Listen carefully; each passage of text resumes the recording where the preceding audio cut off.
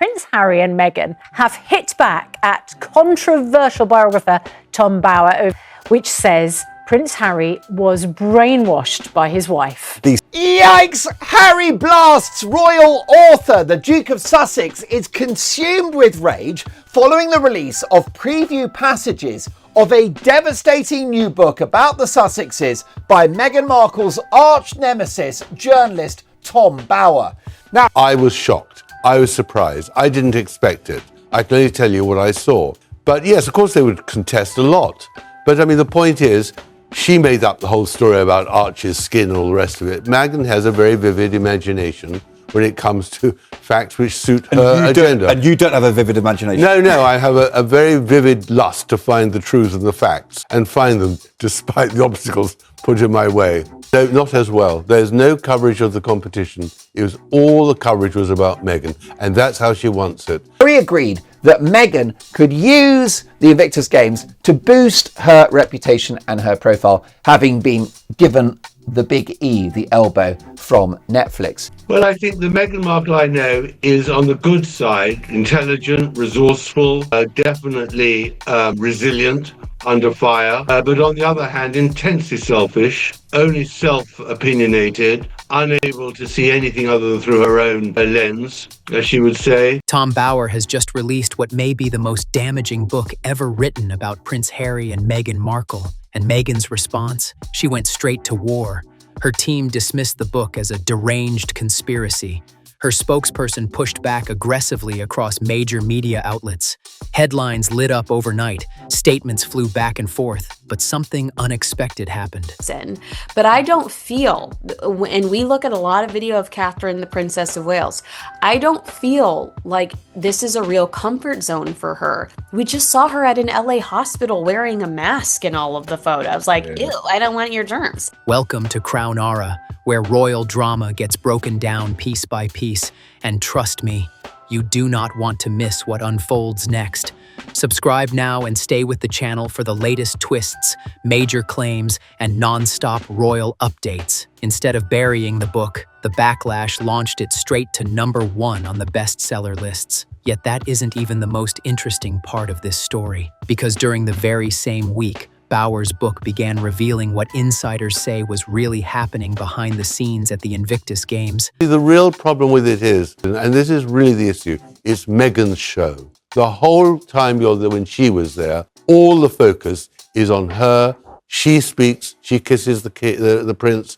What clothes is she wearing? What is she saying? She's the superstar, Tom. Well, but the stars that should be the soldiers. And that's my point. Another narrative was unfolding. At the same time, Netflix. Insiders were quietly speaking to Variety about what they described as a failing Sussex brand and a working relationship with a very difficult Duchess. And right in the middle of all that controversy, Meghan posted a carefully staged Instagram video featuring her 4-year-old daughter promoting a $300 luxury flower box. The timing raised eyebrows across the internet. Now, some of you watching may have followed this story closely for years. Others might just be hearing about it for the first time. Either way, stay with me, because when you line up the timing of these events, when you place each piece next to the other, the bigger picture starts to come into focus. Harry is not happy and has issued a furious statement against Tom Bower, an author that he describes as deranged. Another narrative was unfolding. At the same time, Netflix. Insiders were quietly speaking to Variety about what they described as a failing Sussex brand and a working relationship with a very difficult Duchess. And right in the middle of all that controversy, Meghan posted a carefully staged Instagram video featuring her 4-year-old daughter promoting a $300 luxury flower box. The timing raised eyebrows across the internet. Now, some of you watching may have followed this story closely for years. Others might just be hearing about it for the first time. Either way, stay with me, because when you line up the timing of these events, when you place each piece next to the other, the bigger picture starts to come into focus. And it's all gone wrong. And that's what's so fascinating, that all the hopes they had 5 years ago are now begun to unravel. And what it reveals about the current reality facing the Duke and Duchess of Sussex is not flattering. But before we get into what Tom Bower uncovered, it's important to understand who he is. This is not a gossip blogger chasing clicks. Tom Bower is one of Britain's most seasoned investigative journalists. Over the course of his career, he has published more than 25 books, many of them focused on powerful political figures and global elites. He has written about Boris Johnson, examined corporate giants, and even produced Rebel Prince, a hard-hitting biography of King Charles long before Charles ever wore the crown. For decades, Bower's reputation has been built on one thing: digging deep and holding powerful people accountable. And in Britain's media world, there's a simple rule: when Tom Bower decides to investigate you, you should probably be worried. I think that Harry never believed that he'd be able to be stripped of his titles. And nor for that matter did Andrew, because they were always believed that he needed a very complicated Act of Parliament. His previous book about Harry and Meghan, Revenge, exploded onto the international stage in 2022, instantly becoming a #1 bestseller and igniting global debate about the couple's rise and their break from the royal family. Harry and Meghan attacked that book too, and it still sold in huge numbers. Now Bower is back with a new one. This latest book is titled Betrayal, Power, Deceit, and the Fight for the Future of the Royal Family. It is set for release on March 26th, and even before a single copy officially reached the shelves, Meghan's camp was already moving aggressively to discredit it. Appalling treatment of her father and her friends, old friends, a very conflicted personality. But worst of all for her is that she couldn't find huge fame and fortune on her own accomplishments. Her problem is she has very limited talent. But this book is different, and that difference matters. Tom Bower did not just sit behind a desk making calls and collecting second-hand quotes. He flew to Vancouver and physically attended the 2025 Invictus Games himself. He stood in the crowd. He watched the atmosphere with his own eyes. He spoke directly to people on the ground. And here is the detail that says everything. Meghan's own supporters spotted him there. They recognized him. They posted about it online. They raised the alarm immediately. They knew he was watching. They tried to warn the Sussex camp. It did not matter, because whatever Bower saw, whatever he heard, whatever he gathered during that trip, he put it in the book anyway. And if you know Tom Bower's style, that will not surprise you. His method has always been simple and ruthless. Find the victims first, then follow the evidence. And according to Bower, in this story there were plenty of people who felt used, ignored, or pushed into the background. Before we go any further, stop for a second and remember what the Invictus Games were meant to be. Harry founded them in 2014 for one reason: to honor and support wounded, injured, and sick servicemen and women from around the world. Tom Bower appears to argue that Harry was left shocked by the collapsing fortunes of Andrew Mountbatten Windsor following disclosures about... These are people who came back from war carrying injuries most of us will never fully understand. People who lost limbs, people living with trauma, people who gave everything they had in service to their country. That is what Invictus is supposed to be about. The competitors, the sacrifice, the courage, not the hosts, not the cameras, not the celebrity image management. So what does Bower claim he saw in Vancouver? According to his account, at one wheelchair basketball match, a major event within the Games, only 43 paying spectators showed up. 43.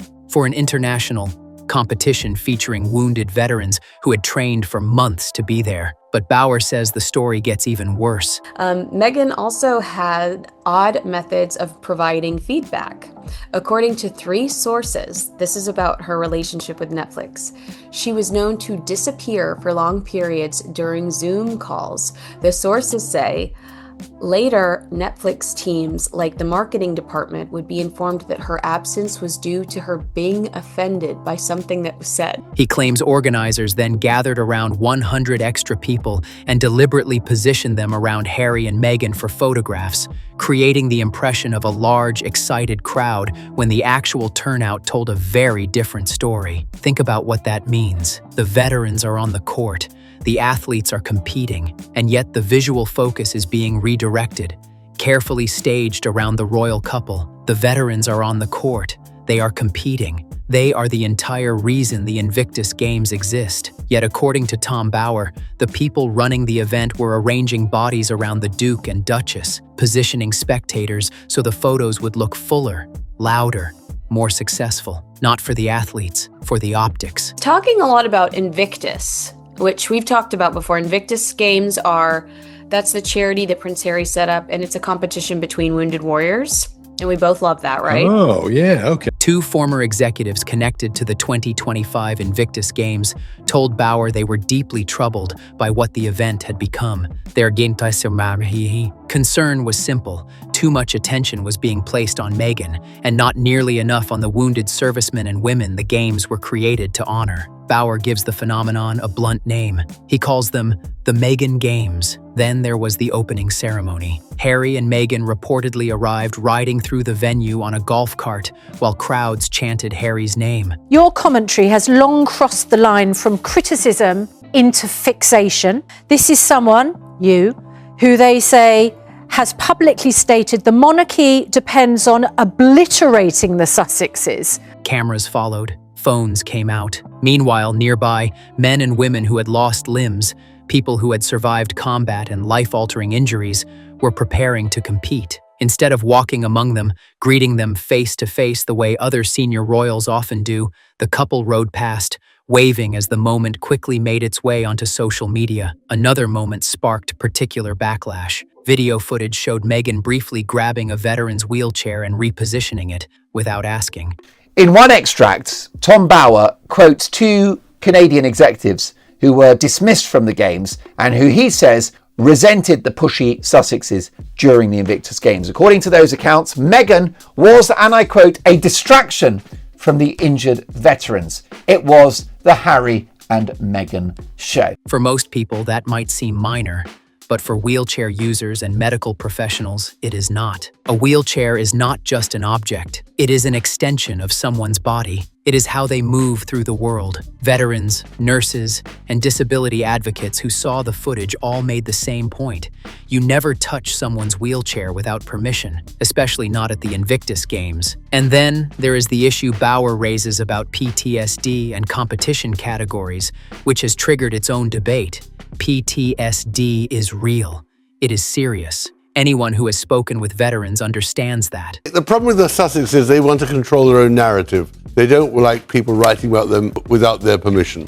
But Bauer, and many medical professionals in the discussion since, asked whether it is fair in wheelchair basketball for athletes with full physical mobility to compete against those who physically cannot walk. That is a question about fairness in sport, not a dismissal of invisible wounds. The two conversations are very different, and confusing them only clouds the issue. So how did Meghan respond to all of this? Her spokesperson released a statement, and the wording was striking. They said, Mr. Bauer's commentary has long crossed the line from criticism into fixation. He has made a career out of constructing elaborate theories about people he does not know and has never met. Meghan also had odd methods of providing feedback. According to 3 sources, this is about her relationship with Netflix.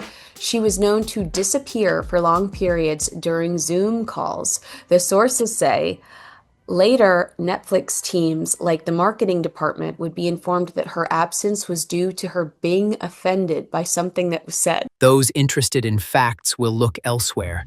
Those seeking deranged conspiracy and melodrama know exactly where to find him. Deranged conspiracy, melodrama. But something interesting happened next. Within hours of that statement appearing in the press, Bauer's book shot straight to #1 on Amazon. Public relations experts have a name for that phenomenon. It's called the Streisand effect. The term comes from the moment Barbra Streisand tried to suppress photographs of her California home, only to draw massive global attention to the very images she wanted hidden. The harder someone tries to bury a story, the bigger it becomes. And with this latest response, Meghan may have triggered that effect for the second time with the same author. She isn't a great actress, to say the least. She doesn't actually come across as someone of great warmth in when she's not acting. There's no mystery about her. She is just a hugely ambitious, grasping person. Tom Bauer responded to Meghan's criticism in The Spectator magazine, and he did not sound upset. He did not sound rattled. In fact, he sounded amused. Bauer said that Harry and Meghan labeling his book a deranged conspiracy was, his words, invaluable publicity. The book had already climbed to #1, and he openly thanked them for the boost. That response should make people pause, because over the last 3 years, almost every journalist who has published critical reporting about Harry and Meghan has been attacked in exactly the same way. Variety, The Times, The Daily Mail, The Hollywood Reporter, different publications, different reporters, different countries. The Duchess of, or was it Sussex? All the things. She's the Duchess. Yeah. She's the Yeah. Duchess. So, yeah, she doesn't know all that stuff. And every time she goes out, we see more stuff like this that shows she doesn't even have the background to be what she says she is. And what does her letterhead say? It says HRH, Her Royal Highness. Her Royal Highness. Okay, yeah. Yet the response from the Sussex camp has often been identical. Accusations of obsession, conspiracy, bias, or personal agenda. But here's the question. If every critical report is dismissed as a conspiracy, while the same stories continue appearing across multiple outlets, backed by multiple sources, at what point does that strategy stop being a defense and start revealing something else? Now, fast forward to March 18th, 2026, just 3 days after excerpts from Bauer's book were serialized in The Times. Just 1 week after Netflix quietly confirmed that the As Ever partnership was finished. Meghan has brainwashed Harry. What's the problem with that statement? It is a statement of fact. Now, Harry has launched a shocking attack on Bauer. It's incredibly indiscreet. Actually, Harry's the one that's deranged because he's so consumed with anger, and it's another public relations own goal. And just days after Netflix CEO Ted Sarandos unfollowed Meghan on Instagram, a small gesture perhaps, but in the corporate world, the digital equivalent of a door quietly closing. Right in the middle of all that, Meghan posted a new video. The caption read, "Mama's Little Helpers, BTS of our shoot for As Ever at our home." In the clip, Meghan is arranging flowers outside their Montecito home. 6-year-old Archie briefly wanders into frame before running off. Jam, which was meant to be strawberries picked in her garden and then lovingly turned into jam on the hob in her kitchen with Lilibet looking on, in fact is a spread manufactured in Ohio, Illinois. 4-year-old Lilibet approaches her mother, whispers something in her ear, and the two walk away together. The moment is presented as sweet, casual, a spontaneous peek behind the scenes of family life. But there is also a product, a limited edition bloom box, 18 flowers, gardenias, white peonies, jasmine, paired with peppermint tea and sage honey. Price, $255 plus $35 shipping, nearly $300 in total. Now look closely at the video, because the details matter. Meghan is wearing a microphone. You can hear it clearly in the audio. This is supposedly an unplanned, behind-the-scenes family moment. So why is she mic'd up? Meghan also had odd methods of providing feedback.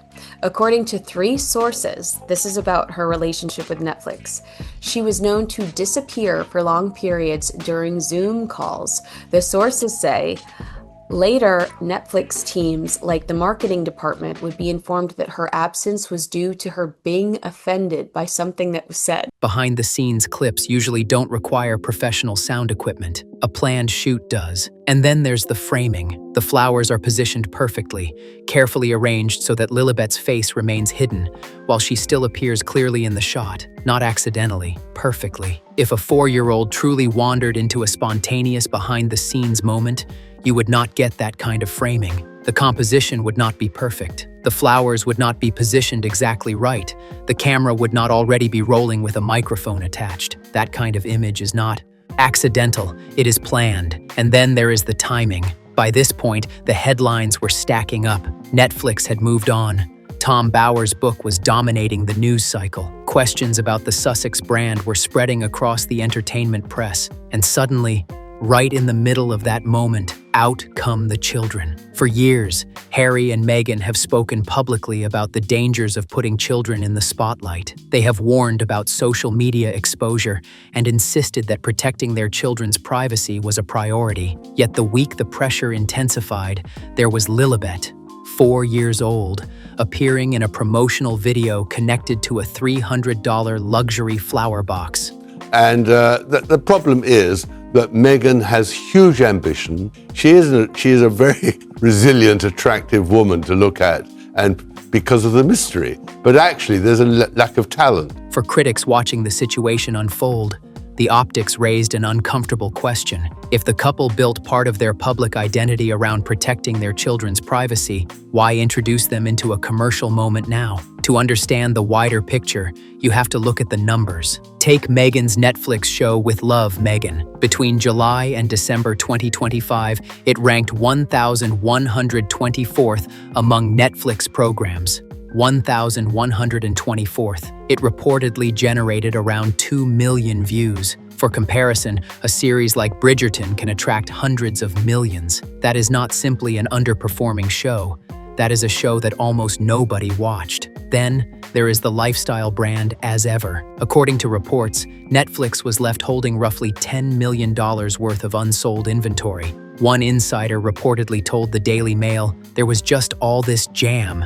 We thought there would be more to it." Meanwhile, Harry himself stepped down from the charity Centibele in March 2025 after a public disagreement with its chair. According to reports, the chair told him directly that donors were hesitant to associate with the couple's media projects, particularly the Netflix productions. And now, Tom Bower's new book adds another layer. According to his reporting, Harry has privately feared that Prince William, once king, could remove the Sussex titles entirely and effectively shut the door on any return to royal life in Britain. She was terrific at dishing the dirt, or her dirt, on the royal family, and she's reached the end of the road. Now, you could say it doesn't matter, but what is fascinating is it does matter. Bower also claims Queen Camilla once told a friend she believed Meghan had brainwashed Harry, and that William and Catherine saw Meghan as a potential threat from the very beginning. Perhaps most troubling for Harry personally is the claim that even the Invictus Games,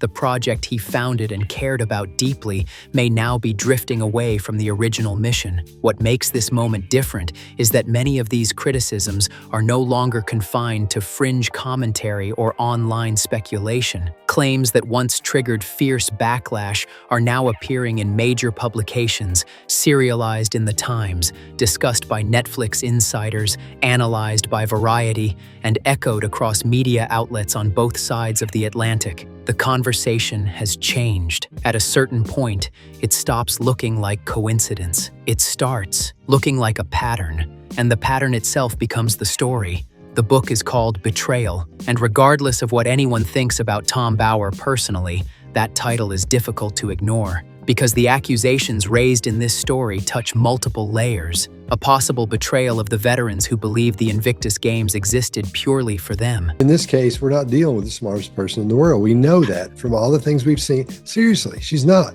Yeah. You know, she's nice and she's smart. And I mean, she can get along in the world by herself, you know, but she doesn't know those things, all the intricacies of society, of the social norms and things you should and shouldn't do. She doesn't know those. A possible betrayal of the promises made about protecting 2 young children who never asked to grow up inside a global media spotlight, and perhaps even a betrayal of the partners who once believed in the Sussex brand. Media executives, collaborators, and companies that invested millions hoping the partnership would succeed. Meghan's team called the book Deranged Conspiracy and Melodrama. Tom Bower simply called it a #1 bestseller on Amazon. And somewhere in Montecito, the public image continues to evolve. A carefully framed video, a 4-year-old child standing beside her mother, a face hidden behind gardenias while a nearly $300 luxury gift box is promoted to an audience already struggling with rising living costs. I don't believe so.